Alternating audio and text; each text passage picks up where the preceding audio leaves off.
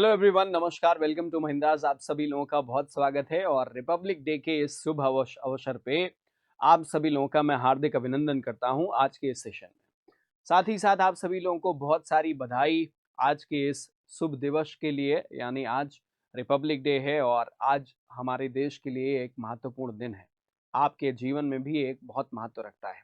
आइए आज की क्लास स्टार्ट करेंगे। एक्सपेक्टेड पेपर करने वाले हैं। मोस्ट एक्सपेक्टेड क्वेश्चंस यानी अलग अलग टॉपिक से रिलेटेड क्वेश्चंस का डिस्कशन करेंगे और उन क्वेश्चंस को करने के लिए मैं आपको समय अवधि कम दूंगा, क्योंकि ये सेशन जो है वो रिकॉर्डेड है, आपके सामने लाइव चल रहा होगा।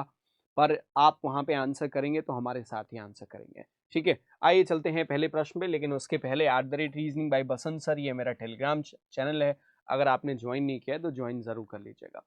पहला सवाल आपके सामने एक सीरीज से रिलेटेड है। Which of the following is fourth to the left of the sixth to the left of W in the above arrangement। दी गई व्यवस्था में W के बाएं छठे, 6 to the left of W, और जो भी मिलेगा उसके बाएं चौथा। तो 6 और 4 10, आप लेफ्ट और लेफ्ट यहाँ पे जोड़ेंगे। W के बाएं 10वां आपको एलिमेंट काउंट करना है। W इस जगह पे, इसके लेफ्ट में 1 2 3 4 5 6 7 8 9 एंड 10, दैट इज 7, जो कि फोर्थ विकल्प में दिया हुआ है। वही आपका सही आंसर बनेगा। आई होप आपने यही आंसर किया होगा। आप सब लोगों से मैं यही कहूंगा, आंसर जरूर करिएगा और आपका आंसर जो यहाँ पे आंसर दिया जा रहा है उससे मैच करिएगा।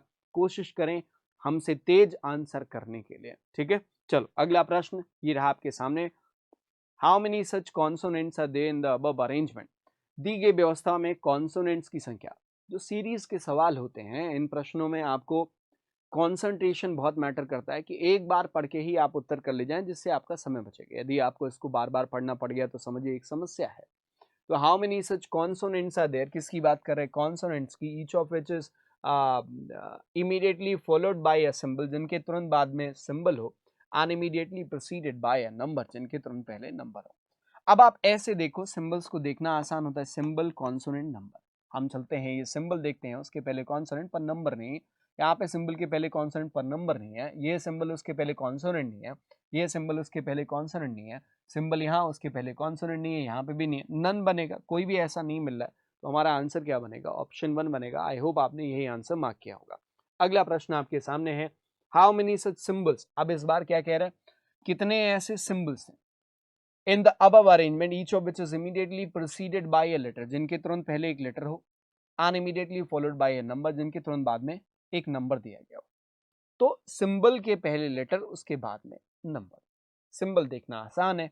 ये सिंबल उसके पहले लेटर है पर बाद में नंबर नहीं। ये सिंबल उसके पहले लेटर, बाद में नंबर नहीं। ये सिंबल उसके पहले लेटर नहीं है। ये सिंबल उसके पहले लेटर नहीं है। यहाँ पे सिंबल के पहले लेटर नहीं है और यहाँ पे भी सिंबल के पहले लेटर नहीं है। तो आपने कहा इसका मतलब यहाँ पे भी नन बनेगा।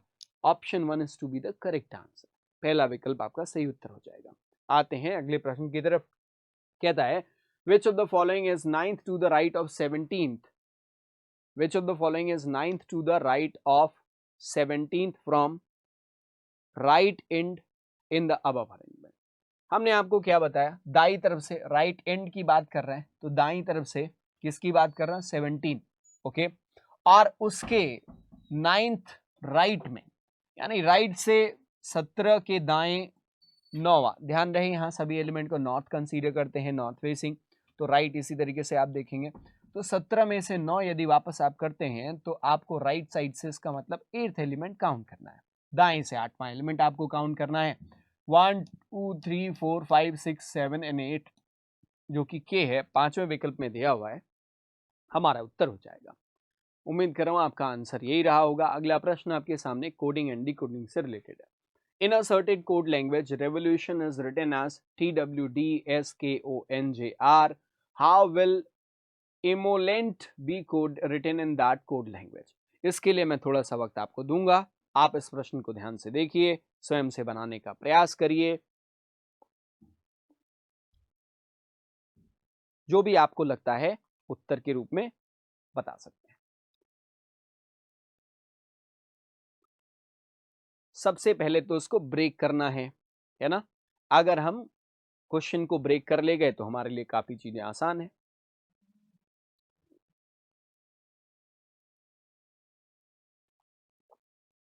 क्या कहता है?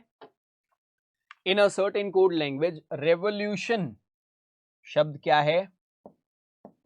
रेवोल्यूशन। और उसके लिए जो कोड लिखा है वो लिखा है TWDWDSKONJR।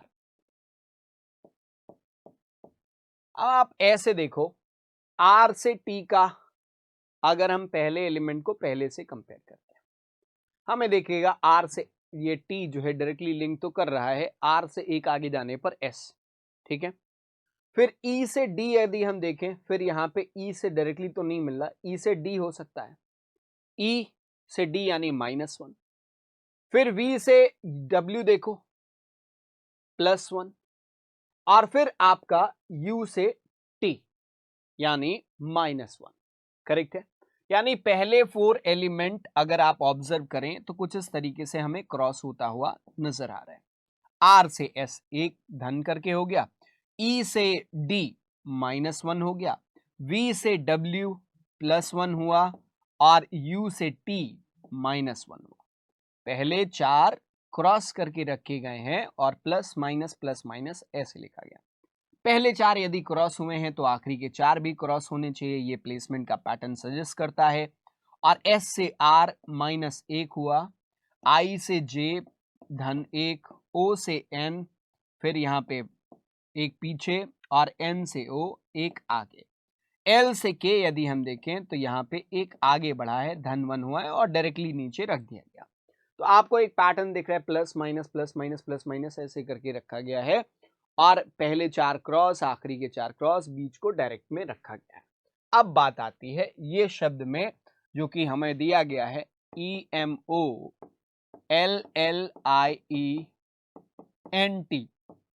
ठीक है।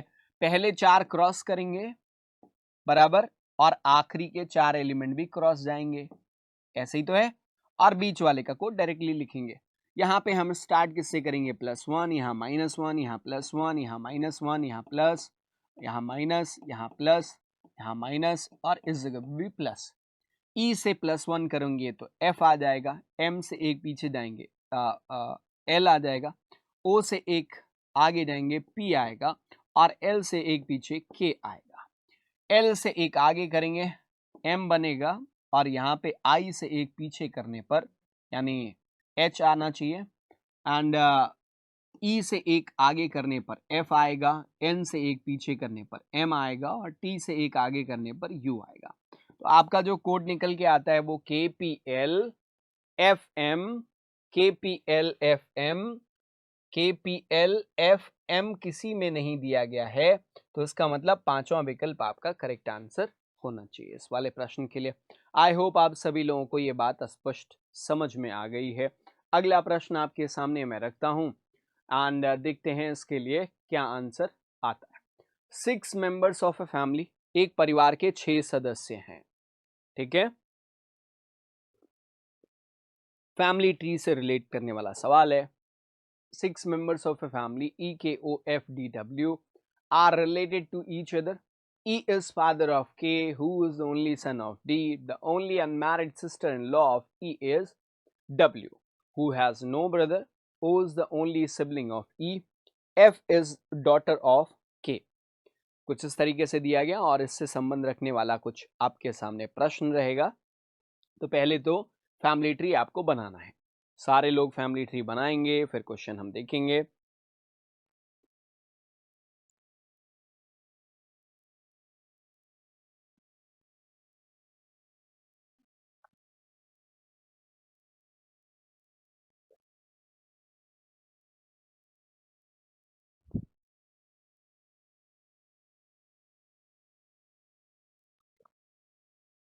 चले आइए देखते हैं पहला प्रश्न। How many females are there in the family? परिवार में महिला सदस्यों की संख्या कितनी है? ये पहला प्रश्न आपका है। जो भी आपका आंसर है आप डिसाइड कर लीजिए, अभी जब हम इसको सॉल्व करेंगे तो आपके सामने सब कुछ होगा। अगला प्रश्न, यदि Q मैरिड है K से, तो उसी प्रकार Q O से किस प्रकार संबंधित होगा? उसके लिए daughter, sister, mother, niece, daughter in law, ऐसा करके आपको दिया गया है। एक अगला प्रश्न आपके सामने ये रहा, how is F related to D, F D का क्या लगता है, और उसके लिए granddaughter, sister, mother, niece, daughter, ये सारे विकल्प दिए गए हैं। जो भी आपका उत्तर है आप चुन के कमेंट बॉक्स में आंसर कर सकते हैं। आइए देखते हैं। 6 members of a family E, K, O, F, D, W are related to each other. E is father of K. E किसका पिता है? K का पिता है। पिता यानी पुरुष, पुरुष के लिए हम धन यूज करते हैं। किसका पिता है? K का पिता है। Who is only son of D? K के विषय में कहा गया कि इकलौता बेटा है किसका? D का। अब K बेटा E का भी आ रहा है और D का भी आ रहा है, तो इसका मतलब E और D पति पत्नी है, ये बात निश्चित है। जिसमें E पुरुष है तो D महिला ही बनेगी। The only unmarried sister-in-law of E. E की इकलौती unmarried sister-in-law is W. जिसका कोई भाई नहीं, तो E की sister-in-law कौन बनेगी? E की पत्नी की बहन कौन हो जाएगी? W, है ना। Who's unmarried, तो who has no brother, W का कोई भाई भी नहीं हमें दिख रहा है। O is the only sibling of E. O इकलौता सिबलिंग है E का। अब सिबलिंग कह देने से O का जेंडर स्थापित नहीं होता है। F is daughter of K, F किसकी डॉटर है? K की डॉटर है, और यहाँ पे आप F को बनाएंगे फीमेल के रूप में। अब आइए प्रश्न को देख लेते हैं। सारी चीजें हमारी व्यवस्थित हो गई हैं, जिसमें E is father of K, E K का पिता है जो कि इकलौता बेटा है D का। The only unmarried sister in law of E, E की इकलौती अनमैरिड सिस्टर इन लॉ हो गई W, है ना। Who has no brother, W का कोई भाई नहीं है। O is the only sibling of E, O इकलौता सिबलिंग है, और यहाँ पे O का जेंडर नहीं स्थापित हो रहा है। F is daughter of K, F K की डॉटर है। आइए पहले प्रश्न को देखते हैं। How many females are there in the family, परिवार में महिला सदस्य, तो इसका पांचवां विकल्प आंसर बनेगा। कारण ये है कि O का जेंडर नहीं पता है, तो एग्जैक्टली ये O महिला है या पुरुष है। अगर महिला है तो महिलाओं की संख्या 4 हो जाएगी, पुरुष है तो महिलाओं की संख्या 3 हो जाएगी, तो इसीलिए सी एंड डी आंसर रहेगा उसके लिए। If Q is married to K, यदि Q का विवाह K से हो रखा है, ऐसी स्थिति कह रहा है, यदि Q का विवाह K से हुआ हो तो Q फीमेल हो जाएगी। Then how is Q related to O, Q O का क्या लगेगा? तो O की के भाई की का जो बेटा है वो कौन होगा? नीस, है ना। देखो फिर से देखना, if Q is married to K, यदि Q का विवाह K से हो रखा है, then how is Q related to O, तो ऐसी स्थिति में Q O से कैसे संबंधित होगा? यहाँ पे पक्की बात डॉटर इन लॉ बनेगा, है ना। अब ये नेफ्यू होगा और नेफ्यू की पत्नी को डॉटर इन लॉ के रूप में ही संबोधित करेंगे। पांचवा विकल्प आपका सही उत्तर हो जाएगा। How is F related to D, F D का क्या लगता है? तो F D का ग्रैंड चाइल्ड, और वैसे देखें फीमेल है F, तो ग्रैंड डॉटर बनेगा, और so the answer is option 1 which says grand daughter. उम्मीद कर रहा हूं आपको ये बात समझ में आ गई। अगले प्रश्न की तरफ आते हैं। अगला सवाल कुछ इनइक्वालिटी से रिलेटेड है। ये प्रश्न आपके सामने है, y और j का कंपैरिजन, दूसरे में भी j और y का कंपैरिजन है। ध्यान से देखिए, सिंपल प्रश्न है इनइक्वालिटी का। अभी कुछ दिनों पहले हम लोगों ने इनइक्वालिटी के क्वेश्चंस करे हैं, तो आप आसानी से इसका उत्तर कर सकते हैं। ठीक है, चलिए इसका आंसर बताइएगा क्या होना चाहिए। किसका? y और j का कंपैरिजन देखना है। तो पहले देखो y इस जगह पे है, j यहाँ पर है, y से r जाओ, y r बराबर है, r की जगह पे आप y लिख सकते हो, तो क्या दिखेगा? y less equal j। एक बार y को छोटा j से बताया गया, एक बार y को बराबर बताया गया। आपको जो मिल रहा है वो मिल रहा है y छोटा होगा या बराबर होगा j से। अब इसकी दो बातें हैं, छोटा बराबर दोनों अलग अलग रखी, अकेले दोनों ही गलत हैं, लेकिन दोनों को यदि जोड़ दिया जाए तो y लेस इक्वल j वाली बात ही निकल के आती है, और यही वो कारण है जिसमें थर्ड ऑप्शन ईदर और इज द करेक्ट वन। अगला प्रश्न आपके सामने रखता हूं, ये रहा अगला सवाल, और इसमें कह रहा है कि y a e और c का कंपैरिजन करना है। y से a और e और c का कंपैरिजन यदि आपको करना है तो y से a जाने का रास्ता है y से r और r से a। आप लोगों से बोलूंगा पहले आप देखो, इसका आंसर जो भी आपको लगता है वो बनाइए और उसका उत्तर करिएगा, फिर हम इसका एक्सप्लेनेशन देखेंगे। आपका आंसर उम्मीद कर रहा हूँ कमेंट बॉक्स में छप गया होगा। चलिए देखते हैं। y से a देखना है तो y से r जाएंगे, y बड़ा बराबर r से, और r बड़ा है a से, ये तो निकल के आ रहा है, ग्रेटर साइन मिल रहा है, यानी y बड़ा बराबर r, r बड़ा a, तो क्लियर सी बात है y बड़ा होगा क्योंकि सिंगल साइन की वैल्यू ज्यादा है, तो y बड़ा होगा a से, वही दिया है, बिल्कुल स्पष्ट सही है। दूसरा देखें, ई और सी का कंपैरिजन यदि हम करते हैं तो ई से आर और आर से हम जाएंगे सी। ई बड़ा है आर से, और आर और सी का कंपैरिजन देखें तो आर बड़ा आएगा, यहाँ पे ग्रेटर साइन लगाओ तो आर बड़ा है सी से। ई बड़ा आर से, आर बड़ा सी से, यानी ई बड़ा होना चाहिए सी से, यहाँ पे ई बड़ा बराबर लिखा हुआ है, इसके लिए दूसरा कंक्लूजन गलत हो गया। तो केवल पहला सही होगा और ऐसे में ऑप्शन 1 आपका उत्तर होना चाहिए। उम्मीद कर रहा हूं आपने सही यही विकल्प आंसर के रूप में चुनाव किया होगा। अगला प्रश्न आपके सामने ये है, ध्यान से देखेंगे, ए और सी का कंपैरिजन है, दूसरे में ए और एम का कंपैरिजन है। गलती कुछ नहीं हो जानी चाहिए, अगर सावधानी से करेंगे तो कोई भी प्रॉब्लम आपको नहीं आएगी। करिए सारे लोग।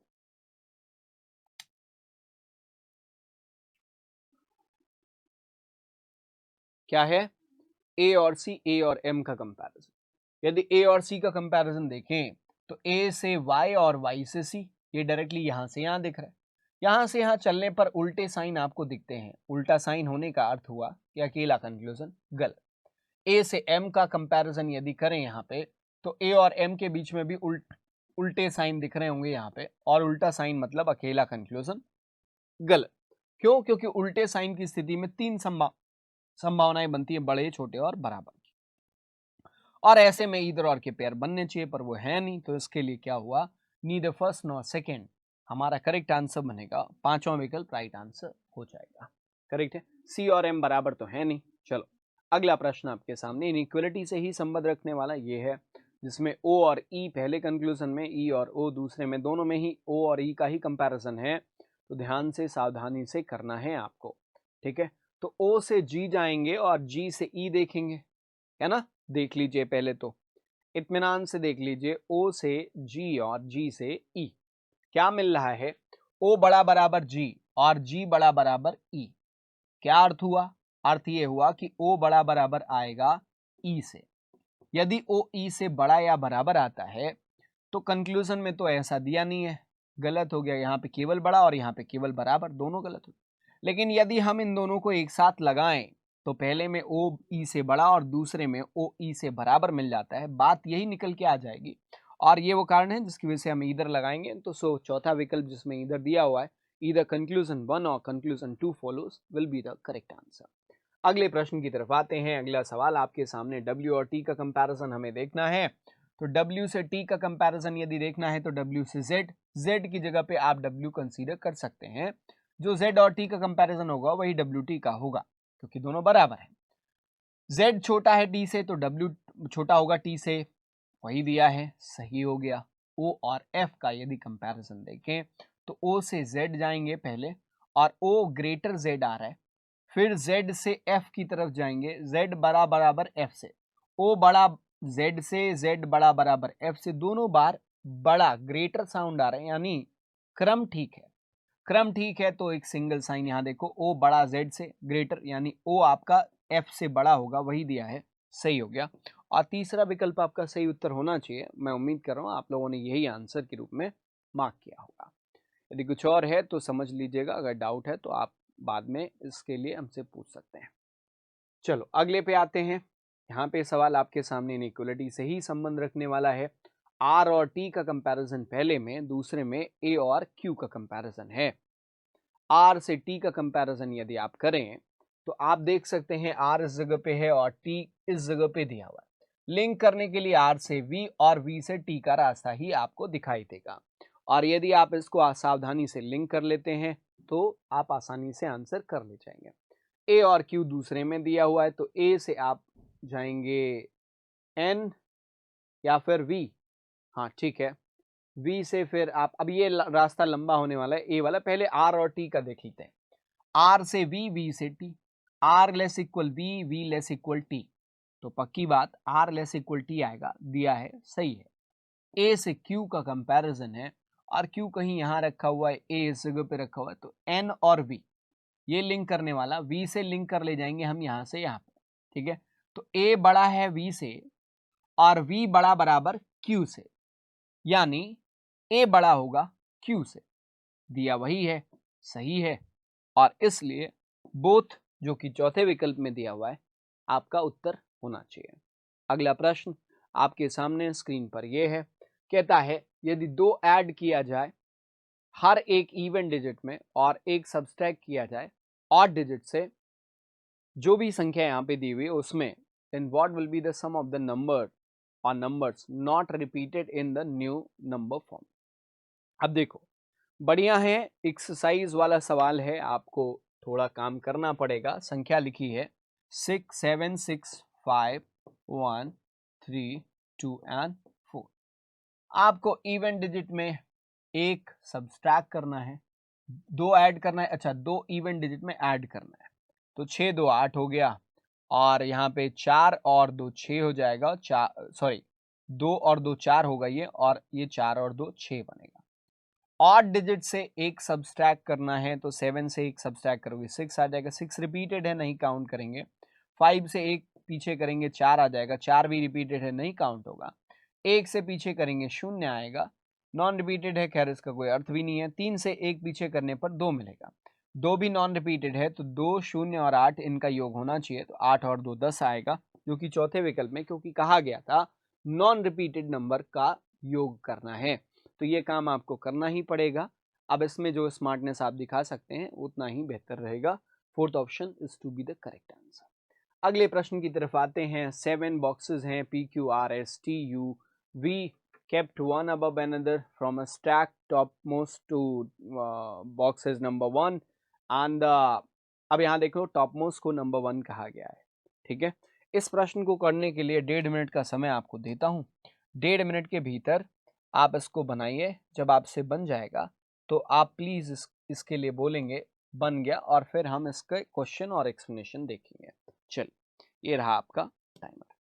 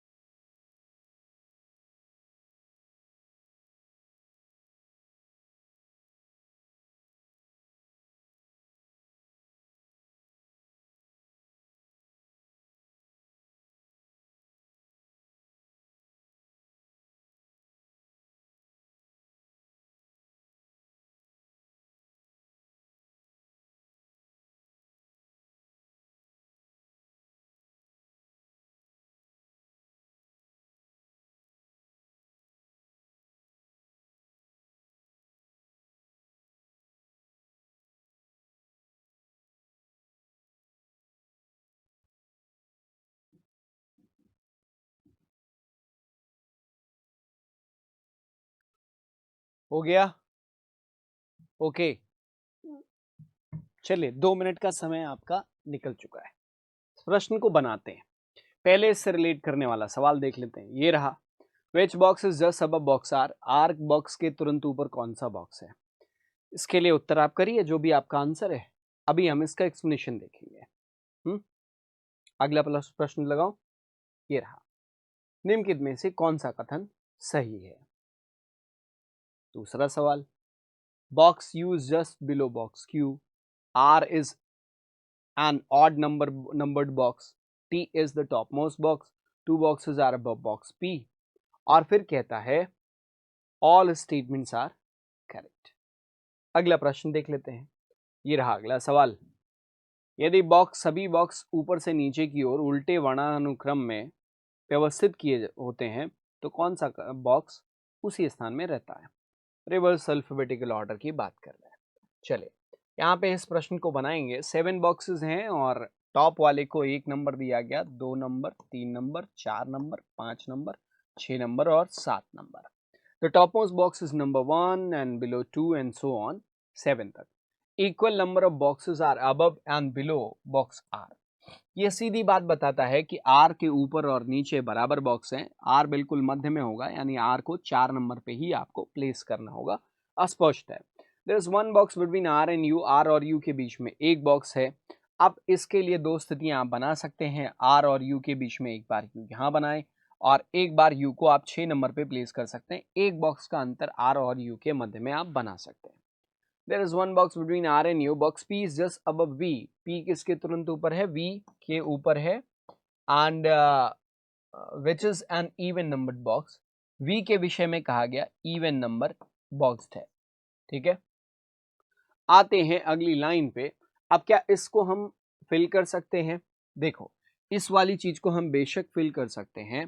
पी वी के तुरंत ऊपर है, दो एक साथ जगह चाहिए। केस 1 में यानी स्थिति 1 जो हमने बनाई है, दोनों स्थितियां जो हमने डिजाइन करी हैं आपके सामने, उनमें से स्थिति 1 पहले हम देखेंगे। स्थिति 1 में हमें इन दोनों को फिल करने के लिए 3 स्थान बैक टू बैक दिख रहे हैं, जिसमें वी को इवन पे रखना है तो वी यहाँ रखेंगे और बाकी सारे ऑड है, पी उसके ऊपर आएगा। इस स्थिति की बात करें, वी को आप यहीं पे प्लेस कर सकते हैं और कोई जगह नहीं है, वी के तुरंत ऊपर पी को रखना है तो आप पी को यहाँ पे रख देंगे। अगली लाइन पे आते हैं। Box T is above box S and neither box T nor S is adjacent to box R. T और एस आर के पड़ोस में नहीं है। इस सेकेंड स्थिति में तो टी और एस को अगर आप यहाँ से कैंसिल करते हैं, टी और एस को यहाँ से कैंसिल करते हैं, तो टी और एस के लिए फिर एक ही जगह और एक ही स्थान पे दोनों तो नहीं आने वाले। ये वाली बात हो गई गलत। अब ये आपके पास केवल स्थिति बनती है और जिसमें कहा गया था कि बॉक्स टी इज अब box S and all the okay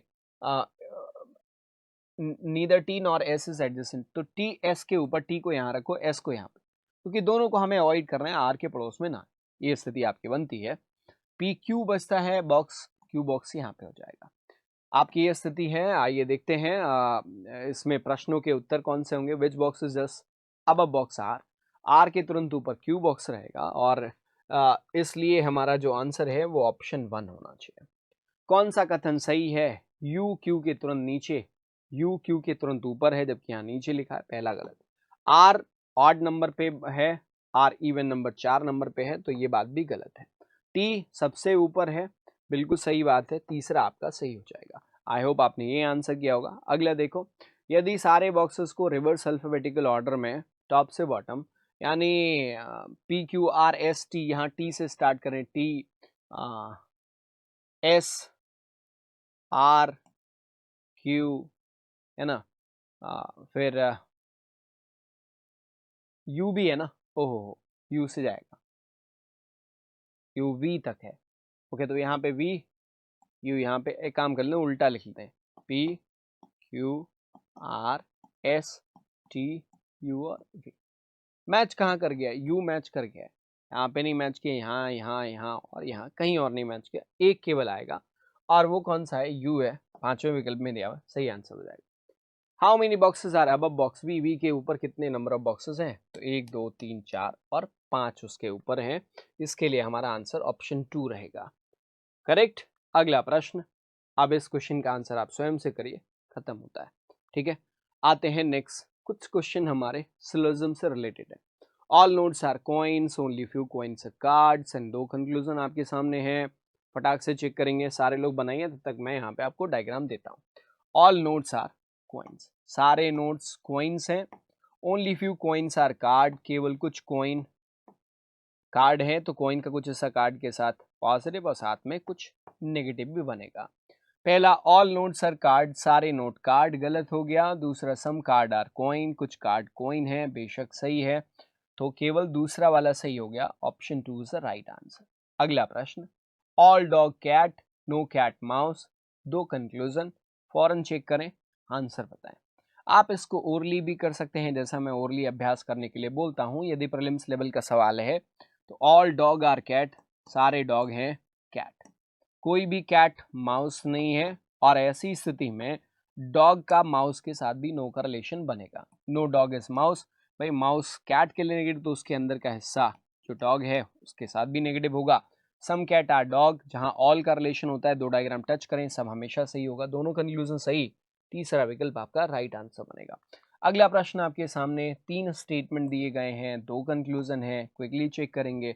some pond are river, कुछ पॉन्ड रिवर हैं, some ponds are river, no river is lake, कोई भी रिवर लेक नहीं है। ऑल लेक आर ओशन, सारे लेक ओशन है। पहला कह रहे हैं all ocean can be pond, सारे ओशन पॉन्ड हो सकते हैं, नहीं हो सकते हैं या हो सकते हैं, आपको बताना है। ओशन को हमें पॉन्ड के अंदर लेके जाना है, ध्यान क्या रखना है कि लेक रिवर को ना टच करें, नहीं करेगा। ओशन को आप यहाँ पे कहीं लेके चले आइए, ओशन इस जगह पे आ जाएगा और इसके अंदर लेक भी आएगा, लेक रिवर को नहीं टच कर रहा होगा, यानी ये संभव है अगर इमेजिन करें। सम ओशन आर रिवर, कुछ ओशन रिवर है, ओशन यहाँ पे, रिवर इस जगह पे। रिलेशन जो मिल रहा है ओशन की तरफ से सम नॉट का मिल रहा है, या सम बोल रहा है, कैसे सम नॉट, ओशन का कुछ हिस्सा लेक है और लेक नेगेटिव है रिवर के लिए, तो यानी ओशन का कुछ हिस्सा रिवर के लिए नेगेटिव है, सम नॉट है और सम कह रहा है, गलत हो गया, केवल पहला सही होगा, सेकंड ऑप्शन आपका राइट आंसर बनना चाहिए। आई होप आपको समझ में आया। अगला प्रश्न आपके सामने, नो पेन इज पेंसिल, कोई भी पेन पेंसिल नहीं है। All pencil are paper and some paper are cap, 2 conclusion दिए गए हैं, ध्यान से करेंगे, पॉसिबिलिटी दी हुई है। चल, नो पेन इज पेंसिल, कोई भी पेन पेंसिल नहीं है भाई, no pen is pencil. All pencil are paper, some paper are cap.